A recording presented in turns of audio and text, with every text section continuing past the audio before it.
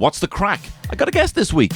The incredibly talented actor, writer and comedian Ali Fox is joining me here in the shed. We talk about her joining the cast of Fair City. We talk about gay crashing weddings. And she tells me the scariest story I've ever heard in real life. This is Ali Fox on Tony Cantwell Shitshow.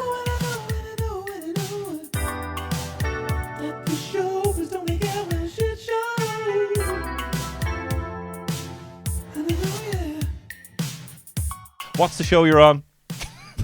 Fair City. What? Whoa! Jinkies, it's Paul Brennan. It's been pretty good now, I have to say. Yeah? It's a good buzz so far now. I'm just in the door only like 3 weeks and none of my episodes have broadcast yet. And you write all your own lines, right? Yes, I do. Tony. Okay, no, great. I certainly don't. But I will say the writers have really gotten this character and I feel like it's so accessible to me. That's great. I don't have to think about anything. It's just I read it and I'm like, yeah, I would absolutely say that, and I know how to say it, and I know how to do this, and yeah, so I feel very at home, which is great because that's all you can hope for with a job, you know. You're the, not to blow smoke up your bottom, but you are the greatest actor I've ever seen live. Tony, no, look, stop it! I will flip this table, fucking bro. Freak out. I'm going shy. You are.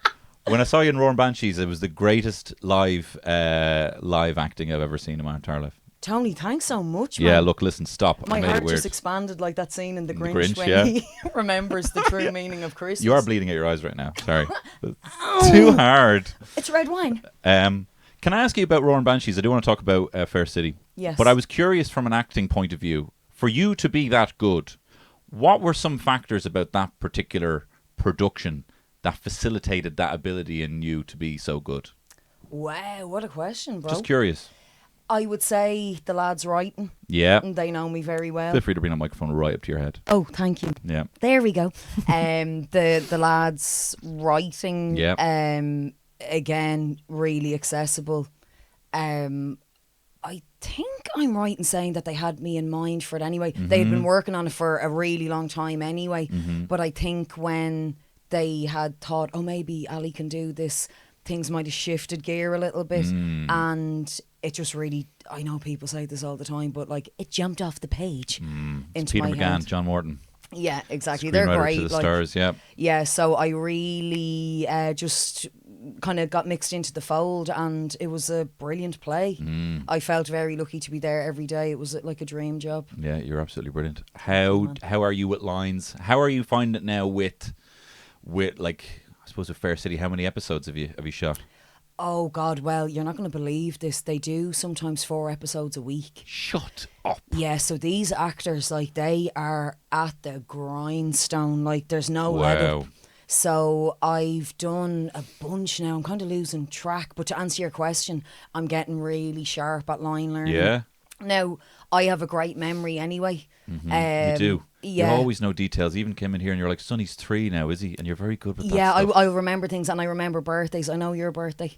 Yeah. 26th of October. 22nd, but fucking hell still. Oh, no. Can I curse on this podcast? Yes. Fuck. 22nd. Okay, I'll never forget And it I don't again. even know if we're Facebook friends, so you would actually have to know that. Yeah. Yeah. Why do I think it's the 26th? Anyway, I must be locked. Sorry, you've devastated yourself. I have. I will flip the table. But yeah, my memory is great for learn lining. Oh my God. Line learning. So yeah, I'm flying with it now, I have to say. I hope that I'm not speaking out of school, or that will change. But it's been great so far. That's great. How do you do it? You just literally, do you read it? Do you record it yourself? Do you record it to yourself? Or are you just sitting there reading it and saying it?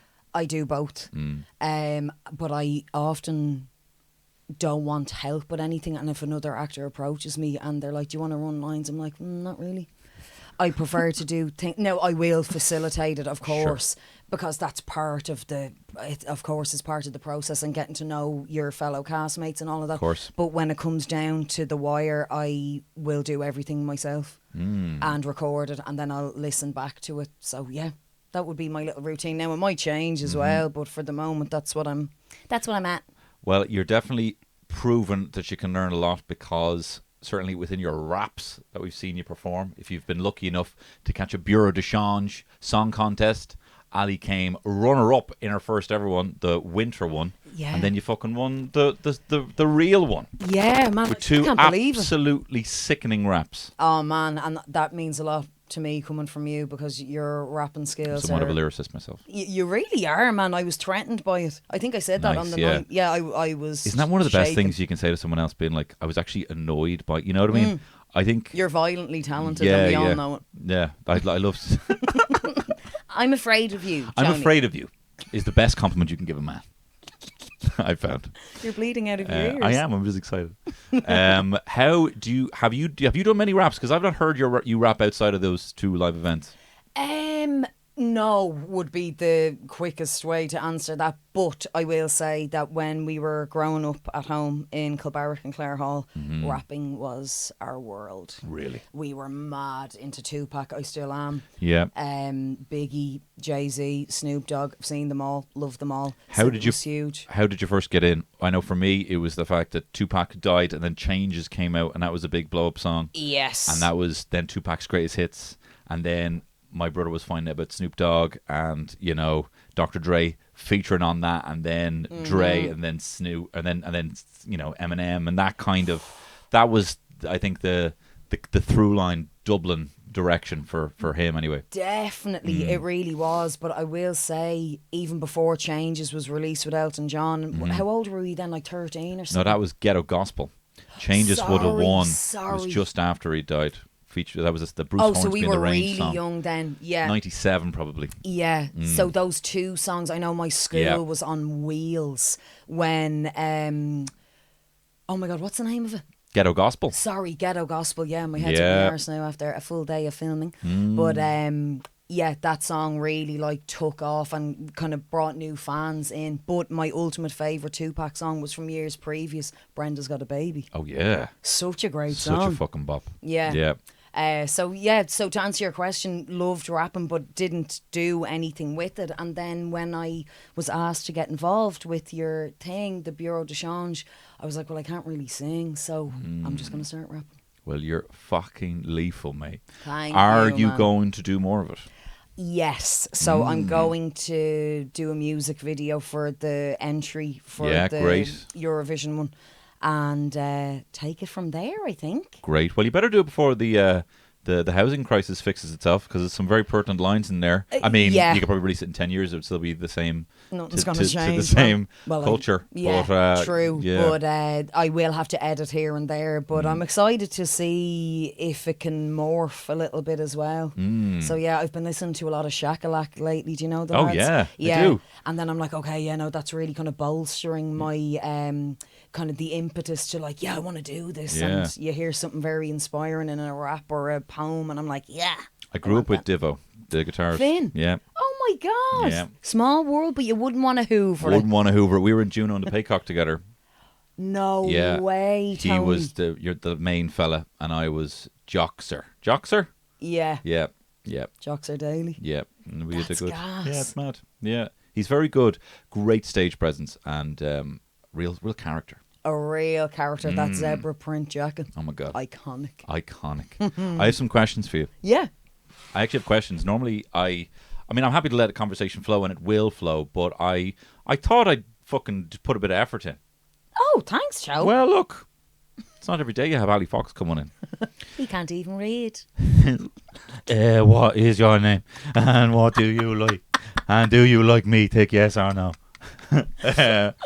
What's your history with sheds? You're in my shed. You were very complimentary of it. Was there a hangout shed for you? Did you have a kind of a latchkey kid friend of the parents weren't around, you got to hang out in the gaff, or maybe there was a spoiled kid, or maybe you had they had a granny flat? Any history of sheds? This is a great question, and I don't have a great affiliation with sheds, but when I was born, we were Southsiders, man. This is gonna shock you, bro. This is gonna go as an isolated TikTok, being like, one thing about Ali Fox you won't believe. You won't believe it. So my parents were renting a flat in an old gaff in Eaton Square. So no garden, no shed. So I didn't know what was going on there, right? Then we moved to Kilbarrack. That was like a bedsit situation. No real shed, but my dad kept his tools. He's a carpenter out in like a side entrance job. and I loved the smell of metal, like the metal tools. And if my dad had the side entrance door open, he must have been fixing something or making something, and I'd be like, can I help? And then it wasn't until a few years later that we actually got a house to ourselves, and then I had a garden, 2 gardens, front and back, and then my dad built a shed. And the most exciting thing was he built a little miniature version of the shed to use as a birdhouse, and then hung it in the little like porch bit. And I sat there all day just waiting for something to fly into. Bird, yeah. Yeah, nothing ever came. And then my dad left. But I know, it was grand. Get the right bird seed. Yeah. Sorry, I was sad about the birds not going. Sorry, what was the second thing you said? I can't even remember now. But yeah, the shed thing came later in my childhood because I suppose you need a garden for it. But this shed is class. Like, this is proper like bricks and mortar. So bricks and mortar here, yeah. This is no Wendy house. You know, it was kind of one of the deals of the gaff was that we just you walk through there, that, you know, Terry could do whatever she want. I mean, I say it like that. She did like all the work. I'm acting like, you know, like, oh, you could do whatever you want in there. She's working her fucking ass off, making it look nice. But all I wanted was this shed. And I've realised now, quite like your dad, there is the stuff that you need to keep not in the gaff. And so and then my other shed over there, a little plastic shed that's filling up now. So I might have to get 3 sheds. I might have to have 3 sheds. You might have to, man, but it is great to keep things that you don't want in the gaff outside.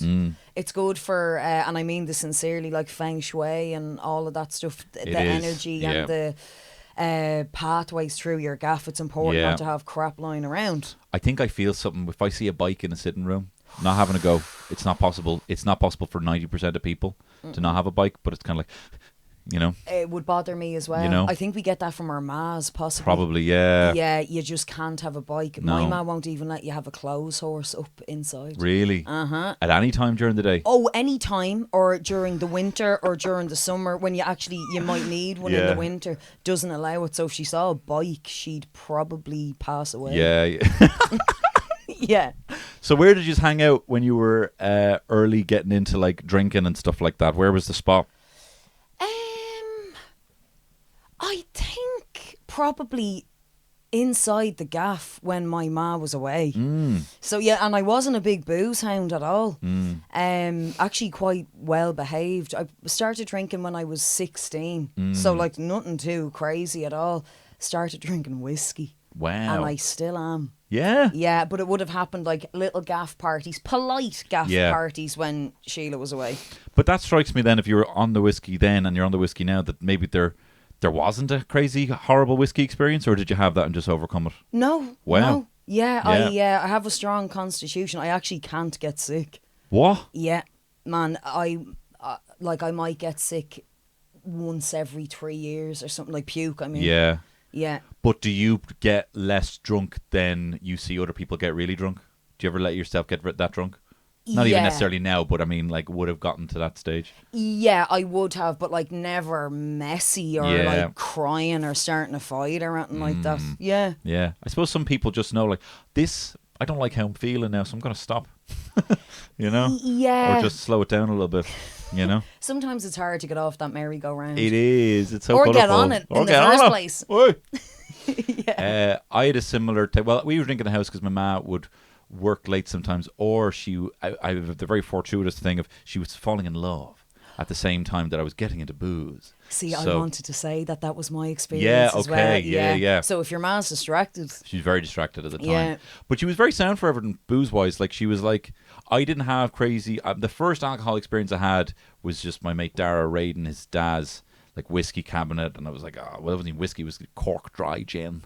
You know, and you just don't know what it is. It says Cork Dry Gin, but like a bit of vodka there. You know, you don't know what it is. You know, and you're pretending, of course, which is a full-time job in these situations. Yeah. So that was the first time. But then after that, when it was like, my mom would be like, probably 16, like, are you going somewhere? Are you going to be drinking? I'm like, yeah. And then she would just, whatever, like, give me a Big Al's plus mash plus bread. You know, and then like give me like 2 liters of milk and then send me away, and then also go to the off license on the way to where I'm going, get me the booze herself. That would be like 5 or 6 cans, 6 if it was like some long, like, you know, graduation party or something like that. But you would get me the cans, and that's all I would have, you know. And then I would never get sick, never really make an ass of myself at that point. As soon as I started buying booze for myself was a different story. But with my handler, Oh my God, the Wrangler. The Wrangler. The animal The Wrangler. booze Wrangler. It Fair was, play to her, so I John. never really got there. So but it's a nice kind of ease into, that type of experience. yeah, it was. It just never meant that I didn't go beyond my station. Yeah, yeah. Yeah. That's very healthy, man, I think. Fair play to her. So was yours the gaff then? Yeah, definitely, Nice. because my mum had met someone. Yeah. My mum and dad's marriage had broken down, and mum had met somebody. She's marrying him now. Oh! So this is a long time ago. And They're getting married. Yeah, so they'd be off like in the early stages. That's a of wedding doing a wedding. line. Yeah, That's yeah. a proper fucking give a shit wedding. Oh, totally. Yeah. And we'd be left alone in the house going fucking gaga. And Yeah. then I say gaga, it was all very nice. Like, Yeah. It was more in the house having a few jars, ordering food, pretending to be an adult, like gas comedy all the time. And then if she didn't come back on the Sunday night, I'd give the kids the day off school. Oh, I'm the eldest, yeah. so it'd be like, yeah, put on your uniform. No, you're going. And then I'd bring them to the front door, open it and turn around and go, day off! It was so much fun. That's pure joy. Yeah, we'd have great crack in the house, and it was all thanks to Mam's partner bringing her off to like beautiful hotels and spas That's and lovely. stuff. Everyone's Yeah. laughing. Everyone's laughing, yeah. Apart from the bloody principal. Well, I did. Yeah. I know I hated that convent though, so. You convent? What school did you go to? Manor House, near where you Oh, would have done yeah. your driving. You were Yeah. in that, yeah. Look at memory. I know, yeah, 'cause I loved your episodes on that though, Tony, and the squirrel in the middle of the road. Yeah. So yeah, that's where I went to school, and I It's right around the corner from my enjoy man. it. Oh, is it? She's over by the Costcourse. No Yeah. way. Okay. Yeah.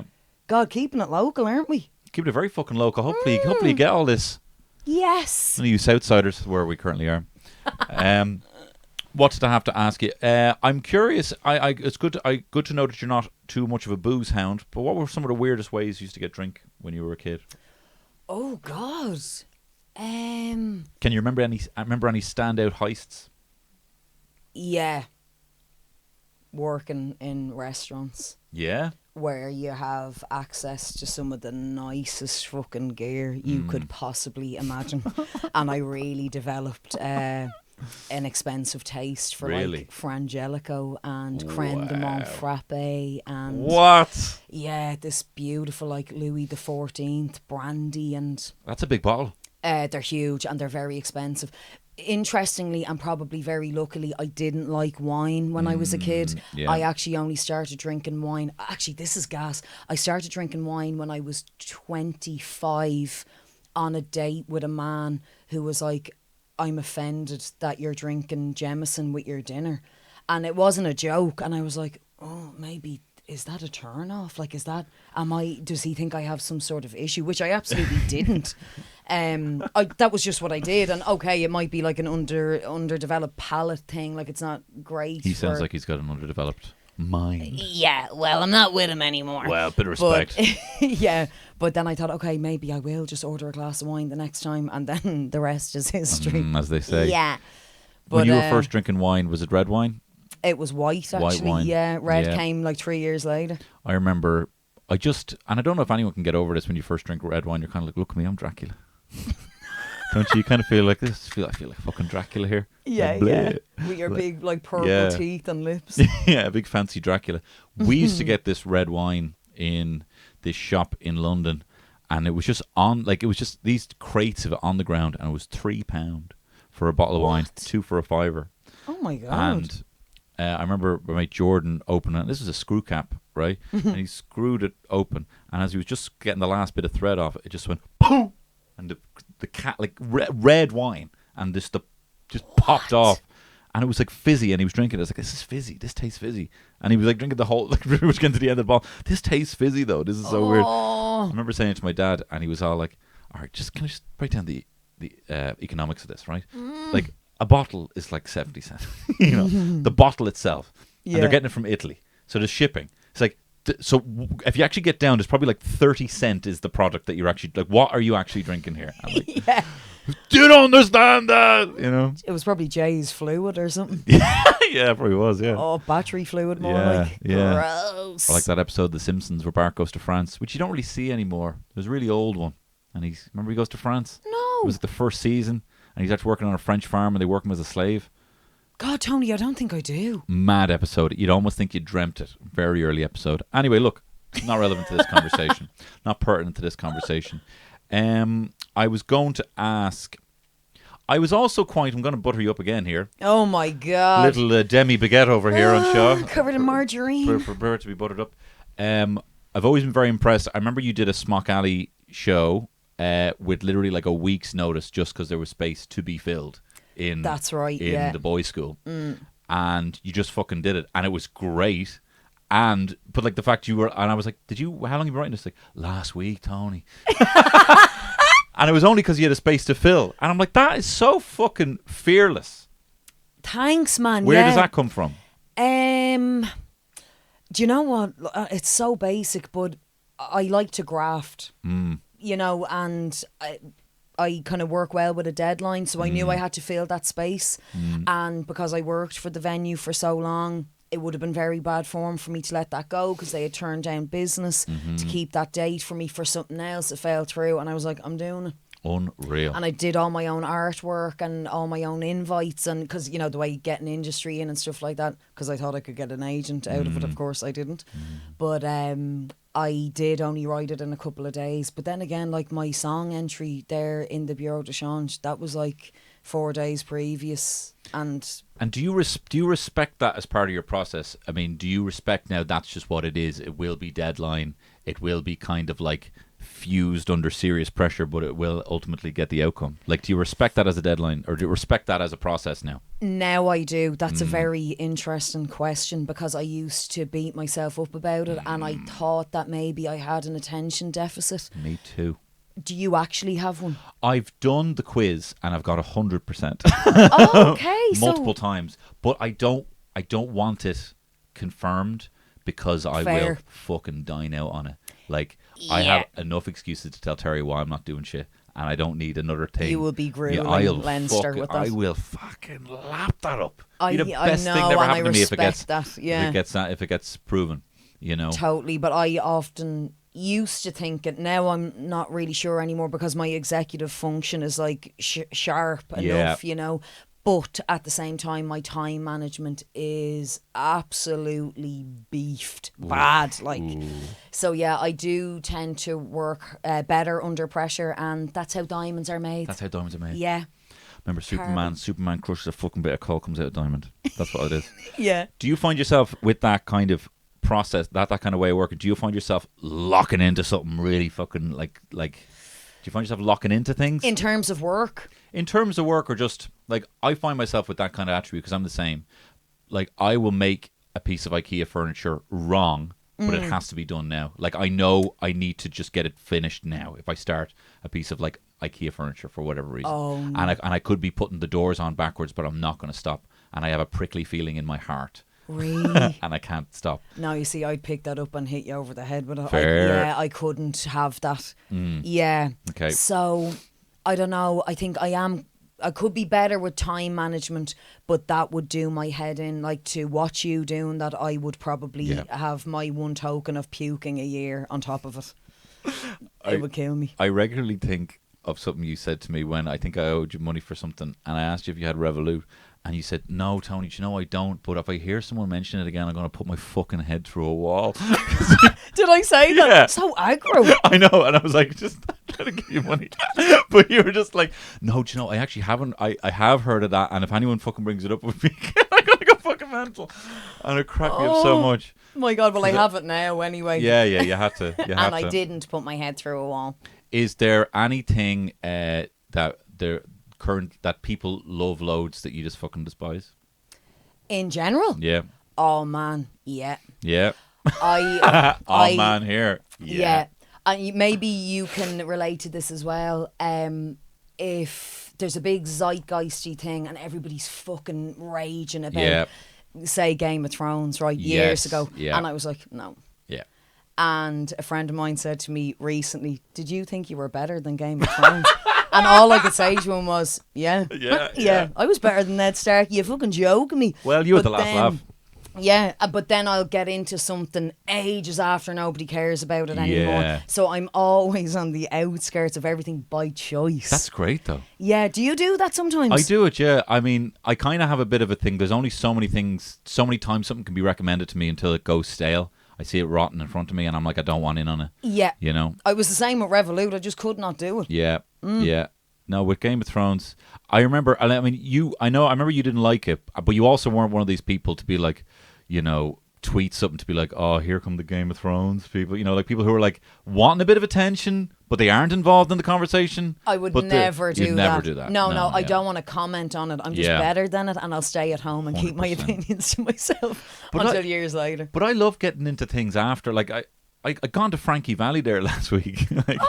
Like my man had his greatest hits when I was growing up. But like I was just listening to it and the Spotify playlist of all the songs, and it's just fucking bop after bop, and it changed like my day. It was like if I was waiting for someone to be like, how's your day going? I'd be like, how's my day going? I fucking discovered Frankie Valley today. That's a lovely thing, and it's real summery music. Real summery music. Yeah. But it was just, you know, it's all back there, and you can have it whenever you want. Anytime. Getting involved in it at the time is great, and great great to be involved in the conversation, whatever the trend is, whatever the zeitgeist thing is. But it's also great just to fucking find something like years later, definitely, and for it to be your own kind of like navigating. Yeah, and especially now because we consume media and fucking everything in different ways, that kind of fast food culture. If we leave it to get involved in something big, then when we go on to like the likes of Netflix or Amazon Prime, we can watch everything in one go. And we're not waiting to be drip fed. I can't live my life like that. I'm really busy. Is there anything you're into now at the moment? Yeah, man. I actually have this class recommendation for you if you don't already know about it. Mr. In Between. Mr. In Between, don't know anything about it. Okay, well, every time it comes on or I go and get it, I need to text Peter McGann about it because I want his input on it if he already knows it, and then I want to be the person that brings it into his world. He listens to this, Peter. He does. I think you would love it. It's an Australian show written by and starring Scott Ryan. I've seen TikToks. This is real fucking hard as nails, dude. Yeah. But Tony, it's gas. Yeah. It's gas. It's real irreverent, kind of like shooting somebody in the head, trying to cut somebody up in a basement, and then like, oh, my arm is killing me, I need a rest. It's like gangster, criminal stuff. Like you've never seen it like this before. I've never had that type of mad horror and violence presented in such like a throwaway way. It's amazing. So I'm bed into that at the moment. Because he's kind of a good guy but bad guy, but kind of anti-hero but kind of with a good heart. Totally. And you're brought along for the ride. Like you'd be on his side for sure. And he's a dad, a young girl, and just watch it. It's fucking brilliant. Because you don't see many, you know, hard as nails Aussie cunts. You don't. You don't see many. You know, you have what was your Eric Bana had that movie he was in, Chopper. Never saw it actually. That was his kind of breakthrough. It was one of those like 3 for $30 DVDs in HMV. You'd always see it there. It was always one of them that you'd snatch up. Mr. In Between, will give that a go. You should, man. I've seen TikTok clips of it and I was very impressed. Yeah. Are you into anything at the moment? I've been watching The Bear again, season 2. Did you watch The Bear? What's that? The Bear is a show about a guy who goes home to work after his brother commits suicide. He goes to take over the restaurant, and the restaurant's in Chicago, and it's full of all these kind of really well written and funny and interesting Chicago characters. It just feels really real. But he's like a former like Michelin star chef. Cool. And he has to basically take off, you know, after this sandwich shop, and everyone's really fucking high strung. It's really funny, and it's got a lot of heart, and it's really good, enjoyable, good-looking people being really good at their job. Oh yeah. Do they lean into the food at all? Yeah, well, they're they're good-looking in that they look like real people. You know, they're good to look at people. Yeah, pleasing to the eyeball. And they do lean into the food side of things, which I really enjoy. Highly recommend. Season 1's on Disney Plus, and season 2's coming out. Nice, bro. But I'm watching it on my dodgy box at the moment. Cute man. You were saying your man when you went on a date. You've given me very funny dating stories over the years. Do you know, your man obviously saying being a bit weird, you drinking Jameson. Do you have any other dating icks? Any dating icks? Yeah, definitely, man. Though I have to say, like I haven't done a lot of dating. I think you would probably be similar. Yes. Like I had several long-term relationships, but I like it that way. Yeah, me too as well. And I don't actually enjoy being in that vulnerable situation, because there is a bit of a weirdness to dating, especially first dates, but that goes for everybody, I guess. But at the very beginning of the pandemic, I thought I would try the apps for the first time ever. Wow. And I attracted a lot of fucking head the balls. Really? Yeah, and there was nowhere really open to date these men. And I certainly wasn't going to be like, come to my apartment. You know, I just wouldn't do. Not that I thought they were going to kill me or anything like that, nothing like that. I didn't want to bring a stranger into my gaff. And, Feng shui and all that. Yeah, coughing all over me, fucking soft furnishings. Bring me bike in? You must be joking. I have my bike with a clothes horse. Where can I park this? But I went out and met this chap, and he actually is a fan of yours, so I won't say he's probably listening to this. Nice. But met him on the canal, and there was a spare bench, and this was in the winter time of 2020, so it'd been dark like since like 3:30 or something, so it's kind of dark, the weather isn't great, and I sit down on this bench. He's very late, and like that's all right, like I'm not great with time management. I wasn't going to hold that against him, but when he arrived, he was in really bad form, and he threw himself down on the bench beside me, but he sat on one of my legs. He sat down on my left leg, and like he was a very tall, very stocky fella, and you know, heavy, and it hurt me. And I was like, oh, watch yourself there. And I kind of shuffled, but he didn't pick up on it because he was just on this mad tirade of how shit his day had gone. And then like the leg was going dead, and I was like, do you mind if I...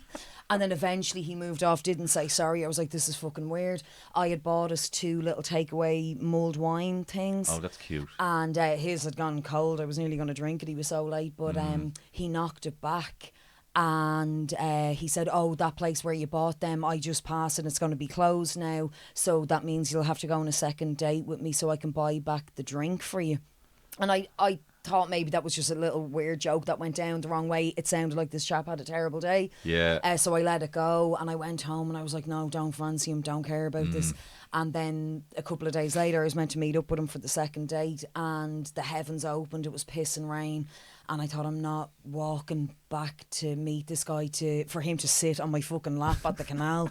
So I text him saying, sorry man, can we postpone? It's lashing here and it's so wintry, whatever, I don't want to leave the gaff. Sorry, like. And he went, well, it's not raining where I am. I feel like you're gaslighting me. And I was like, no, that's not it. Never heard from him again. And then he followed me on Twitter a few weeks later. I thought, oh, fuck off. Gaslighting you into believing, no, I'm definitely not seeing rain. Yeah. You're a manipulator. You're manipulating totally. me. And sorry, the crux of that whole thing was when on the first date, when I went to say goodbye to him, he told me very seriously to not fall into the trap of enjoying my life. Oh my God. And that was because he had said, like, what do you do? And I was like, you know the way sometimes you never want to be like, I do this and I do this. I was like, oh, I work in theatre, you know. And then as the conversation went on, I was like, yeah, I do comedy and blah blah blah. And then he cut across me, which I fucking hate. Like, let me speak. If you ask me a question, let me fucking answer it. He was, don't fall into the trap of enjoying your life. Do you know what people don't get is that when you're dating someone or you're on a date, you're kind of, you want to hitch you're dating because you want to hitch yourself to a wagon, a success of some kind. Whether it's like, that's a level of personality that I want more of in my life. I want to hitch myself to that wagon. That's funny. I want to hitch myself to that wagon. Or person seems like they really have their shit together. It's quite impressive. I want to hitch so like to come in guns blazing, hey my life, everything's shit, don't enjoy your life. What about that wagon is got, you know, hitching hooks on? I just don't know, Tony. And I suppose, like, if we really thought about this without slagging the chap, which I just spent the last 5 minutes doing, but it's probably rooted in like a deep anxiety or possibly a self-hatred, and it says way more about him than it does about me. But like, in like a few months into the pandemic, you're sitting in the pissings of rain. I don't fancy him straight off the bat. I'm like, no, you lied about everything on that profile. And then for him to say, don't fall into the trap of enjoying your life. Don't fall into the trap. Like I did. Yeah, look at me. I was enjoying that for a while. So that was the end of that. What is the maddest thing you've ever seen at a disco or a wedding? Oh my God, these questions are brilliant. These are brilliant. At a disco or a wedding. Okay, the first thing that popped to mind was myself and a friend of mine, Emma Curran, from school, blagged our way into a wedding at the Hilton at Northern Cross between Darndale and Clare Hall. What? In 2007. Yeah. The hotel was brand new. And people actually wanted to get married there for a time. Like, it was such a big deal for the area. Like, Dublin 13 was getting like a little facelift or whatever. We blagged our way in, and the groom was wearing a top hat, and he looked like Robbie Coltrane, like Hagrid Buzz, and tails, and like a double-breasted suit and all crushed velvet. It was fucking mad. And the bride had like a crown of thorns, a literal crown of thorns on her head, and the two of us were sitting there going, this is mental. And they were pouring wine and everything. We were done up to the nines. And did you know a wedding was going to be taking place, or did you? We did. Yeah. We knew it was going to be taking place that day, and we thought we could get involved in that. Yeah. Kind of walked in with a load of guests, didn't get asked anything, no questions asked, none answered. And next minute we're sitting at this like big round table for like 12 people, and we decided that the groom was like a pervert, and he was trying to dance with us weirdly, and like we were so cheeky. Like, I have no defence here at all, but we were like, oh god, like we want to stay for the free booze or whatever, but this guy is an absolute creep, and like he's obviously jarred. Imagine getting locked at your own wedding, falling all over the place. And then when the bride and groom were going around shaking hands, like thanking everybody for coming, when they got to our table, we were like, okay, this is our cue, like we need to get out here. And I only lived across the road, so we were just going to bounce back to mine. Sheila was away. And when the chap came over, like he knocked down loads of glasses and there was drink flying everywhere, and we were like, this is the worst wedding we've ever been at. Turned out he was blind. Yeah, he was blind. Yeah. And now we left like two smacked arses on a Monday morning, and I turned to her and I was like, we are never doing anything like that again. She was like, that was your idea, Al. Like, you did that. And she was right. Like, I had made this happen. It was my fault. But the guy was blind, and we were like, he's locked. Look what he's doing. Oh my god. Yeah. At his wedding. At his own wedding. Top hat, long hair, and a crushed velvet suit. He looked amazing, actually. Like real cool. Yeah. They look like two characters in a kind of fantasy film or something. Yeah. Cosplay kind of shit. You do that sometimes. You just because when you don't know one, you have to make up a story, you know, and you kind of just yeah. Oh, we were such literal wedding crashers. So I'd say that was the weirdest thing that I ever saw at a wedding. That is a brilliant answer to that question. Thank you, man. That is brilliant. Okay, I've got some fun ones here. Yeah. Have you had any weird supernatural experiences? Oh, how long have we got, bro? Let's do it. Loads, yeah. Do you believe in ghosts? I do. I believe that. I don't know what. Like, I don't believe in a soul. I don't believe ghosts are souls. Oh. I believe. Well, maybe they are. I believe that that energy and emotional energy can be transferred to a place, and I think it happens. I think an intense energy can kind of like go beyond the third dimension and live forever in a space eternally. Yeah. So if it's like an area where something bad has really happened, that's kind of collated energy. I don't believe like there's a soul that is within us and that leaves and that goes to an afterlife or sometimes stays. I think people die, they die, but I think the energy and the emotions can kind of reverberate and echo in a space. That's so profound, Tony, but can I ask you, you've never seen energy or a ghost in a physical form taking the form of a human face or anything, have you? No, but I have heard the voice and felt the breath. Have you? Yeah. I've talked about it before on the pod, but the long story short is, I was coming upstairs from my sitting room when I was living with my mum when I was a kid, and I was closing the door to the door to the sitting room to go up the stairs, and as the door was maybe like 45 degrees about to be closed, it slammed shut. I was pulling it, and then like I took my hand up and it slammed shut, and it was a sound of what sounded like a bag of chains. We have spoken about this before. Hit the door and slid down, and then I thought it was my brother messing with me, so I shouted up, Andy. and you know when someone talks in your ear so loud that it hurts and Yeah. it vibrates. Yeah. I shouted Andy, and then around, like, and I could feel the breath like Andy in my ear, tickling Oh, I my. just got chills I all know, over my body. tickling my ear hairs. Oh. And I ran up to bed under the duvet, where of course they can't get you. Of course. What about you? Are you talking about fucking face? Yeah, many times in my life. Stop it. So I've loads, Tony. Now I would absolutely burn the ear off you with this, but I'll give you a really big one. How about give us one, and then come back on Halloween, and we'll go into a deep dive. Okay, man. Yeah. Well, if you like, because now I really do buy into this. So Great. any listeners tuning in will be like, shut your head. But I know if they listen to this, that they bought in. true enough, yeah. But I have always kind of been susceptible to it, if you like. Years ago, when I really wanted to get into the world of reality TV, right? I was cast in ICA Boot Camp. Do you remember that? Oh, reality I TV remember. show? I don't remember anything about it other than that name.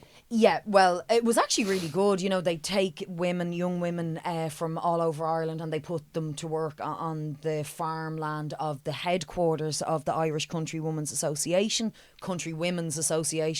It's called On Green On, and it's up near Termonfeckin, right? So I was casting the show. I was like, this is me made. I thought I'd never get on the 27 bus again in my life. That was actually something I said out loud. Yeah, and then I squandered all my earnings. Oh, you can dream. But yeah, and it was a competition as well, and I won the first round. So then that meant another week of filming at this headquarters. But we were being filmed all day long, and on the very first day we had to show up to Merrion Square. Cameras rolling, I'm done up like a dog's fucking dinner. Right? What year is this? I was 21, so 2011. Wow. Okay. Yeah. It's ages ago now. Just trying to picture the style. Yeah. I had these 6-inch leopard print stilettos on. The slew of me, Tony, like it was ridiculous. But you know, I had to dress for the part. Like we were meant to be these dopes that came from town, so I was playing a bit of a character, and it obviously worked because I won the first round. But the cameras are rolling. We get on the bus, right? They're filming everything. You can see why somebody would lose their mind on reality TV. A half an hour in, I was like, get that out of my fucking face. Like it was a pressurised situation. But we get to Termonfeckin, and we're driving up this driveway to the ICA headquarters, and the house just emerged from the trees, and I just like got drained looking at it. I was like, no. The thing was like singing at me, like I knew it was haunted immediately. And this is the middle of the morning, like we had started very early this first day, and this was all captured on screen. And you know, they were like, what's wrong with you, Ali? And I was like, no, nothing. But like not wanting to say it to anyone because I don't want to scare them, and also they'll think I'm fucking mad, more to the point. Anyway, we get in, we're all given our rooms, and they give you the itinerary of what the shoot schedule is, all this crap. And I didn't want to be left alone. So I got through the whole day, you know, trying to chase down different utensils in the place. They won't tell you where anything is. You have to bake a rabbit pie. I had to skin a rabbit. Oh, wow. Doing like really hard labour. And they're trying to make a show of you to, you know, get a little bit of storyline coming. So I'm knackered, and they're treating you like a dope, like, but you kind of just have to roll with it. And I was exhausted by the end of the first day.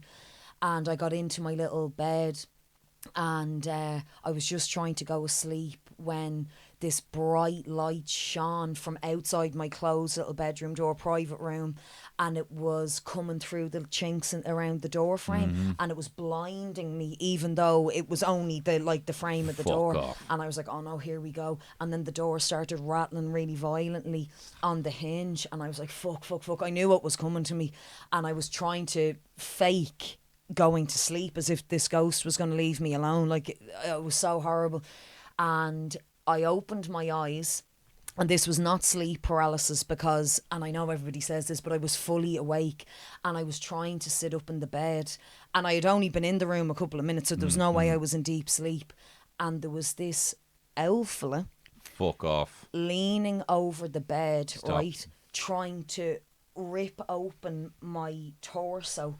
And he had a wooden spoon in his hand, and then he was trying to jam that into my torso, and he had long, scraggy white hair, and that was getting caught under the spoon, and his hair was all over my thing.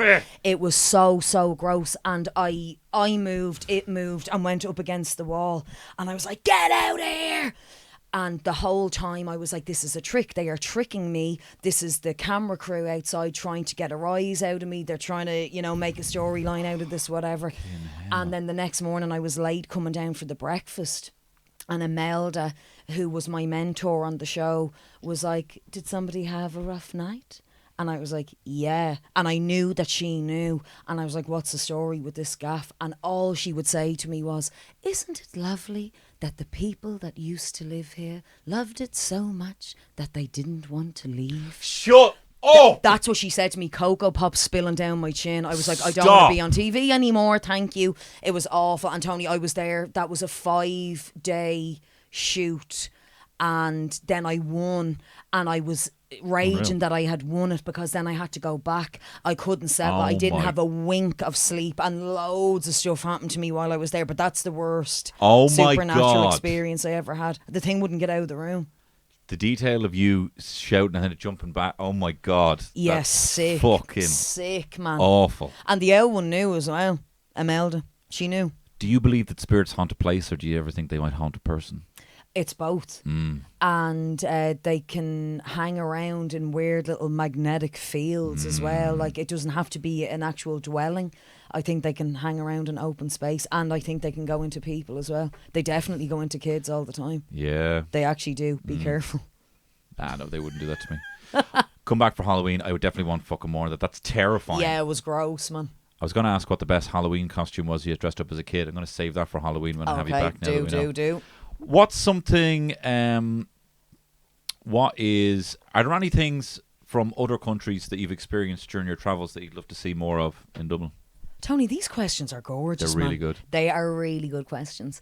This is lovely, and I think I'm going to go with bartering. Bartering, yeah. Yeah. My cousin Eric runs a farm in southern Brazil with his husband Lewis, and I've been very lucky to be there several times, and they hardly ever need to deal with currency. The Brazilian real is the money, but they don't really need to rely on it because they trade with farmers in their area. So they'd only really need to go to the shop to get diesel or to buy rice, because they don't have a paddy field yet, but I wouldn't put it past them. But I would love to see more of that here. That's I'm never asking that question again. That's a perfect answer. Oh, thanks, man. Do you barter when you're on holidays? No, it's bargain. Bargain's more on holidays. Have you ever done any like that Burning Man kind of thing of like tit for tat? Not in any nice, profound way. Slipping somebody €2 at a pool in Kusadasi. No, nothing like that. But I would like a little bit of a haggle, maybe. Yeah. My mum did a lovely thing years ago. We were very young, and she joined up with the trek to the Himalayas for Concern. You know, where they have to raise like 30 grand each, and then they go off and do this trek. And we had given her a photograph of myself, my sister Emily, and my brother Adam to keep her going, like.